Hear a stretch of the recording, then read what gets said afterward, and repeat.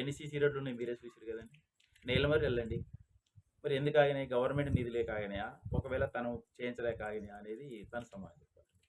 మిగతా ఊళ్ళలో అయితే మాత్రం బాగా అయినాయి. మీరు చూసినంత మేము చెప్పడం అని కాదు. ఉదాహరణకి ఇప్పుడు మునగాల మండలం ఎక్కువ ఉంటుందండి ఇక్కడ. వేయటానికి ప్లేస్ లేదు వాళ్ళకి. మా కాడ చూస్తే ఎక్కడ చూసినా దుమ్ము కొట్లాడుతుంది. సార్ కొంచెం అంటే ఇక్కడ మిషన్ భగీరథ వాటర్ కూడా జాప్యం జరుగుతుంది అంటున్నారు. అది ప్రస్తుతానికి మంచిగా వస్తుండే కానీ పైప్ లైన్ ఏదైనా డ్యామేజ్ అయినప్పుడు దాన్ని కరెక్ట్గా టైంకు రిపేరింగ్ చేయట్లేదండి, ఇబ్బంది జరుగుతుంది. ఇప్పుడు మాకు ఇట్లా లాస్ట్ ఇక్కడ మిషన్ భగీరథ వాటర్ తప్ప వేరే వాటర్ లేదు మాకు ఇక్కడ. వస్తే అవి రావాల్సిందే, మేము స్టోర్ చేసుకోవాల్సిందే వాటిని 2-3 రోజులైనా 4 రోజులైనా. ఇక్కడ హ్యాండ్ పంప్స్ కూడా సక్రంగా పనిచేయ ఉన్నది ఒకటి వాటర్ రావు సక్రంగా, కొంచెం జాప్యం జరుగుతుంది మరి. ఇక దానికి సంబంధించిన కాంట్రాక్ట్ టీఆర్ఎస్ గవర్నమెంట్ ఉన్నప్పుడు బీసీలకి కానీ ఎస్సీలకు కానీ చాలా లబ్ధి చేకూరింది, రాజకీయ పరంగా సీట్ల విషయంలో కానీ పథకాల విషయంలో కానీ. కాంగ్రెస్ గవర్నమెంట్లో అలాంటి న్యాయం జరుగుతలేదని చెప్పేసి అంటున్నారు. ఇది మీ దృష్టికి ఏమన్నా అంటే నిజంగా రోజు ఇంటనే ఉన్నాం కదండి, మోత్పల్లి నరసింహులు గారు మాట్లాడుతూనే ఊరు కదా ఎస్సీలకు అసలు ఎక్కడ అవకాశాలు ఇవ్వలేదని చెప్పేసి. కాంగ్రెస్ పార్టీలో మోత్పల్లి నరసింహులు గారే మాట్లాడుతారు, ప్రత్యేకంగా మనం చెప్పనవసరం లేదు కదా. మరి ఎందుకు ఇవ్వట్లేదు ఏం లేదు అనేది అది వారికి తెలవాలి. సార్ నిన్న కేసీఆర్ కూడా అంటున్నారు 20 మంది టచ్లో ఉన్నారు, రాబోయే ప్రభుత్వం త్వరలో మేమే అధికారంలోకి వస్తూ ఉంటున్నారు. సార్ అది ఎట్లా అసలు ఏ విధంగా చెప్పగలుగుతుంది?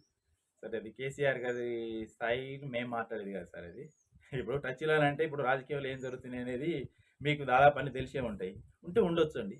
టచ్లో అనేది ఇప్పుడు సహజం కదా, ఉంటూనే ఉంటారు కదా. ఇప్పుడు రేవంత్ రెడ్డి గారు కూడా టీఆర్ఎస్ మొత్తం ఖాళీ అవుతుంది, నేను గేట్ తెరిచినా అని అంటుండ్రు. కేసీఆర్ గారికి కూడా ఉంటే ఉండొచ్చు. ఇప్పుడు మేమైతే చూసి రాలేదండి, కేసీఆర్ గారికి మరి టచ్లో కూడా రాలేదని కేసీఆర్ గారికి తెలుస్తుంది. కేసీఆర్ గారు ఏం అమాయకులు ఏం కాదు, రాష్ట్రాన్ని తీసుకొచ్చిన వ్యక్తి, రైతాంగాన్ని ఏ విధంగా పరిపాలించాలి, ఏ విధంగా లబ్ధి చేయాలని అన్ని ఆరితీరిన వ్యక్తి. ఖచ్చితంగా కేసీఆర్ గారి నాయకత్వం మళ్ళీ వస్తుందని అయితే మాకు ధైర్యంగా ఉంది. సార్ ఇక్కడ మీకు ఎంపీ అభ్యర్థిని ప్రకటించారు కదా సార్, ఆయన నిజంగా ఎంత మెజారిటీతో గెలిపిస్తారు సార్? ఎక్కడంటే ఇప్పుడు మా విలేజ్ అడుగుతున్నాను, నల్గొండ ఎంపీ. నల్గొండ అని అంటే అది మొత్తం నా కాన్స్టిట్యూన్సీలో అది మేము అంత అంచనా వేసేటం అయితే కాలేదు కానీ మార్పు అయితే చాలా వరకు వచ్చేసింది. ఖచ్చితంగా గెలుస్తుంది అనేది ఏమవుతుంది. అంటే ఎట్లాంటి మార్పు వచ్చింది ప్రజలకి? ఇప్పుడు కాంగ్రెస్ గవర్నమెంట్ అనుకున్నది ఏది చేయట్లేదండి. ఇప్పుడు వాళ్ళు మాటల వరకే పరిమితం అయ్యారు. ఎక్కడ చూసినా చర్చ జరుగుతుంది విలేజ్లల్లో, ఏ సెంటర్లో చూసినా ఏం చేసిరు అంటారు. వాళ్ళు ఏమంటారు అంటే మేము వచ్చింది 3 నెలలు అంటారు. అసలు 3 నెలలు తను మాట్లాడింది ఏంటి? ఇంతకుముందున్న పథకాలు ఎందుకు రెండు కావట్లేదు? నువ్వు అంటే అప్పు ఉంది అని అంటారు. అప్పుల సంగతి తెలిసే మరి వాగ్దానాలు ఇచ్చారా? అప్పు ఉంది అనుకోండి, అప్పు ఉంది మరి నేనెట్టి ఇవ్వాలని తెలవాలి కదా. అప్పు తీర్చడానికి వస్తుందని ప్రచారం చేసుకోవాలి. ఆ రోజు అట్లా ప్రచారం చేయలే కదా. మరి ఒకవేళ కేసీఆర్ గారే బాగా లాస్ చేసిండు, అప్పుల పాలు చేసిండు అన్నప్పుడు అప్పులు ఉన్నాయి అని వాళ్ళే చెప్తున్నారు కదా జనానికి. మరి మీరట సంక్షేమ పథకాలు ఇంకా ఎక్కువ ఇస్తామని చెప్పుకోరు. మీరు అంతకంటే ఇంకేమైనా చేద్దామని ఆలోచన చేశారా? మరి చేసి ఇవ్వాలి కదా జనానికి ఇస్తే జనం మీ వైపే ఉంటారు కదా. ఇప్పుడు పోయినసారి ఎమ్మెల్యే ఎలక్షన్ చూసుకుంటే ఎంతెంత మెజార్టీ వచ్చింది ఏ నియోజకవర్గంలో. నెక్స్ట్ ఈసారి ఇంకా కొద్ది రోజులే తెలుస్తుంది కదా. కొద్ది రోజులైతే ఆటోమేటిక్ తెలుస్తుంది. ఇంకా ఎన్ని రోజులు వచ్చే నెల 13వ తారీఖు ఎలక్షన్ ఉంది. ఎలక్షన్ తర్వాత రిజల్ట్ తర్వాత ఎంత ఓటింగ్ పర్సెంటేజ్ ఏ జిల్లాలో ఎంత జరిగింది తెలుస్తుంది కదండి. వాళ్ళ పరిపాలనకి వ్యత్యాసం ఏందనేది అప్పుడన్నది అర్థమవుతుంది కదా అంటున్నాను. సార్ గతంలో మీ ప్రభుత్వం ఉన్నది సార్, మొత్తం కూడా ఈ సూర్యాపేట జిల్లా నూతనంగా ఏర్పడిన తర్వాత ఎలాంటి డెవలప్ అయింది సార్? మంచి డెవలప్ అయింది సార్. వ్యవసాయ పరంగా మంచిగా అయింది, మిగతా వాళ్ళందరికీ కూడా పర్లేదు. వ్యవసాయ పరంగా మొత్తానికి మంచిగా అయింది. ఒక వ్యవసాయ పరంగా అయినప్పుడు ఏంటంటే అన్ని రకాల వారికి పనులు దొరికేది. ఇప్పుడు మాకు ఇంతకుముందు ఇక్కడ జగదీష్ రెడ్డి గారు ఉన్నప్పుడు, ఇప్పుడు కూడా తనే కానీ ఎమ్మెల్యే, ఇంతకుముందు వాటర్ గురించి ఏ ఇబ్బంది లేకుండా కూర్చుందండి ఈ ఏరియా మొత్తానికి. మాకు ఫస్ట్ ఇటు ఎండింగ్ పాయింట్ ఇది, ఇక్కడ ఈ శ్రీరామసాగర్ ప్రాజెక్టుకి చివరి వరకు నీళ్ళు నడిపేయగలిగింది. వచ్చేసారి ఇప్పుడు ఇదే పరిస్థితి ఉంటే మేము నార్లు పోసే పరిస్థితి ఉండదు.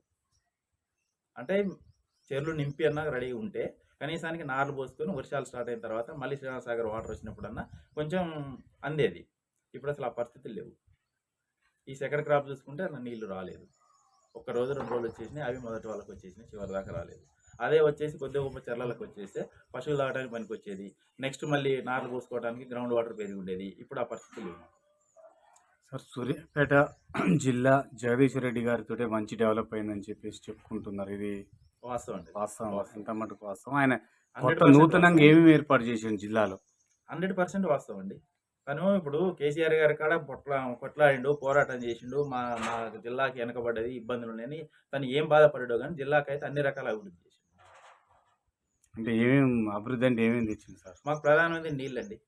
ఇప్పుడు సూర్యాపేట టౌన్ ఉందండి. సూర్యాపేట ఏ విధంగా అభివృద్ధి అయింది మేము చెప్పనవసరం అవసరం లేదు కదండీ. అంతకుముందు ఎట్లుంది, ఇప్పుడు ఎట్లుంది? తేడా అయితే కనిపిస్తుంది కదండీ.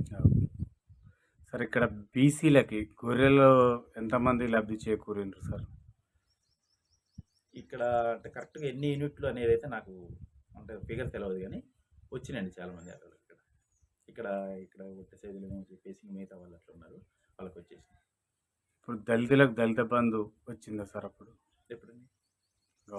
మీ గవర్నమెంట్ అధికారంలో ఉన్నప్పుడు దళితులకు దళిత బంధు ఇచ్చిర్రా? దళిత బంధు లిస్ట్ ఫైనల్ అయిందండి అది కొన్ని. తర్వాత మరి ఈలోపు ఎలక్షన్ కూడా దానివల్ల కొద్దిగా ప్రాబ్లమ్స్. ఇప్పుడు సర్పంచ్ ఎన్నికలు వస్తున్నాయి సార్ ఇక్కడ రాష్ట్ర వ్యాప్తంగా ఎంపీ ఎన్నికలు వస్తున్నాయి. మీరు ఓటర్లకు ఏం చెప్పదలుచుకున్నారు? మేము డెవలప్మెంట్ చేస్తున్నారు కాబట్టి చేస్తా అని చెప్పి మాయమాటలు చెప్పిన కంటే చేసి చూపెట్టిన వాళ్ళకి ఓటేయమని చెప్పడానికి రెడీగా ఉన్నాం సార్. మేము చేసి చూపెట్టిండు కేసీఆర్ గారు. కాబట్టి కేసీఆర్ గారికి ఓటేస్తే మళ్ళీ లాభం దొరుకుతుందని చెప్తాం మేము. ఇప్పుడు పొలాలు ఎండిపోతున్నాయి, గిట్టుబాటు ధర రాలేదు, ఇదంతా కూడా రేపు ఎంపీ ఎన్నికలలో దెబ్బ పడుతుంది అంటారా సార్ కాంగ్రెస్ ప్రభుత్వం? ఖచ్చితంగా అండి. ఇప్పుడు నేను ఇంతకుముందు మీకు చెప్పినట్టుగా మొన్న జరిగిన ఎలక్షన్ ఎంత పర్సెంటేజ్ కాంగ్రెస్ ఓటు పడ్డది, బీఆర్ఎస్కి ఎంత పడ్డది అనేది మీకు దగ్గర రిపోర్ట్స్ ఉన్నాయి కదండి.